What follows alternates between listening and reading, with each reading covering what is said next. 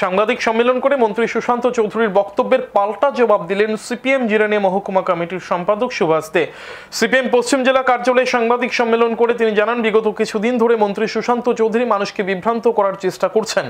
সম্প্রতি দুটি সভায় মন্ত্রী সুশান্ত চৌধুরীর বক্তব্য রাখতে গিয়ে বলেন, 1980 সালের দাঙ্গা সিপিএম সংঘটিত করেছে। বাস্তবে এই দাঙ্গা কারা সৃষ্টি করেছিল এবং এই দাঙ্গাকে কিভাবে মোকাবেলা করা হয়েছে তা রাজ্যের মানুষ ভালো করেই জানে। 2003 সালে মান্দাই চমুনিতে কিছু মানুষকে হত্যা করেছে উগ্রপন্থীরা। এই ঘটনার পিছনেও সিপিএম রয়েছে বলে দাবি করেছেন মন্ত্রী সুশান্ত চৌধুরী। 2017 সালের সেপ্টেম্বর মাসে মান্দাইতে খুন হয়েছিল সাংবাদিক শান্তনু ভৌমিক। এই হত্যাকাণ্ডে তদন্তের জন্য তৎকালীন রাজ্য সরকার সিট গঠন করে। সিট প্রাথমিক তদন্তের পর আদালতের চার্জশিট জমা দেয়। তারপর 2018 সালের নির্বাচনের রাজ্যে সরকারের পরিবর্তন হয়। নতুন সরকার এই মামলার তদন্তভার সিবিআইয়ের হাতে তুলে দেয়। এখনো পর্যন্ত সিবিআই এই মামলার তদন্তের কোনো চার্জশিট আদালতে জমা দেয়নি। অথচ মন্ত্রী সুশান্ত চৌধুরী প্রচার করছেন সাংবাদিক শান্তনু ভৌমিককে সিপিএম হত্যা করেছে। সুশান্ত চৌধুরী আরো বলেছেন, বামফ্রন্ট সরকারের সময় মজলিশপুর বিধানসভায় এলাকার কোনো উন্নয়ন হয়নি। সুভাষ দে এদিন পাল্টা প্রশ্ন উত্থাপন করেন, জিরানিয়া বাজার কোন সরকারের সময় হয়েছে? জিরানিয়া মহকুমা শাসকের অফিস কোন সরকারের সময় হয়েছিল?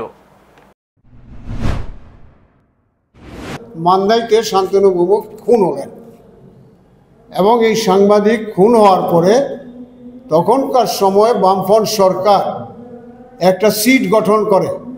রাজ্যের বরিষ্ঠ পুলিশ অফিসার যারা ছিলেন তাদেরকে কয়েকজনকে নিয়ে সিট গঠন করে এবং সিট তদন্ত শুরু করে।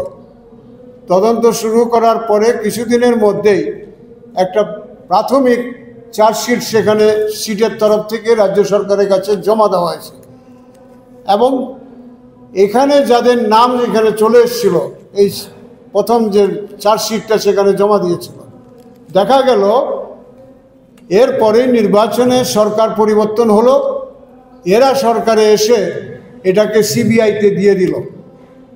সিবিআইতে দেওয়ার পরে আজকে পর্যন্ত সিবিআই তার কোনো চার্জশিট সেখানে জমা দেয়নি। আর ওখানে বিধায়ক বলছেন এই শান্তনু ভৌমিককে নাকি সিপিআইএম খুন করেছে।